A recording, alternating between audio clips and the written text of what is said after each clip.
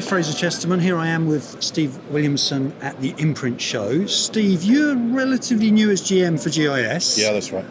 Just 6 months. 6 months now, is it? Yeah, okay.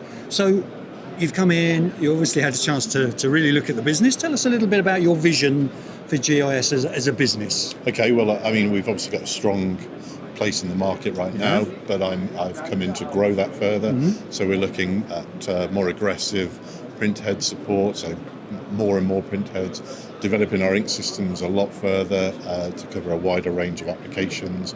We're also driving quite hard on our software side in terms of image tools, print quality tools, and the machine learning aspect for diagnostics. I mean, GIS, very successful business. It's always a challenge, isn't it, as a GM coming in to say, right, okay, it's been a successful business. How do I keep it moving in that direction? Yeah, well, I'll be honest, Nick Geddes' shoes are big shoes to fill. Yeah, absolutely. And I'm not from the printing background either, so there's a double header there. What is your background? Just tell us. I'm actually an RF engineer, Right, okay. and I helped build a company with some other people, which we sold some years ago. Yeah, right. So obviously, you know, as a business, you come in, you are looking at what you've got and the way you're going to take it in terms of direction. What's your particular area of interest? What's the bit that kind of excites you? I think printing is a lot harder than I thought it would be. I'll say that for sure. Really? But I think there's a huge amount to be gained from certainly the software side. We're trying to become hardware agnostic with our tools as well. So, you know, penetrating into more markets by being helpful to everybody rather than just with GIS electronics. And that's good, isn't it? You know, the people here, potential customers, working with partners. Yeah. It's quite nice.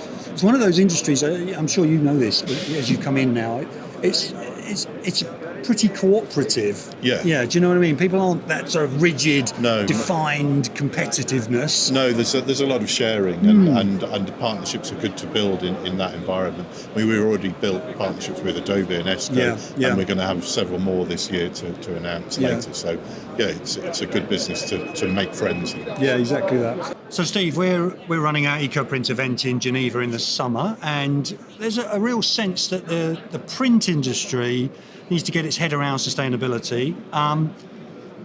GIS as a business, you know, software is one of those crucial elements, isn't it, for sustainability, for efficiencies.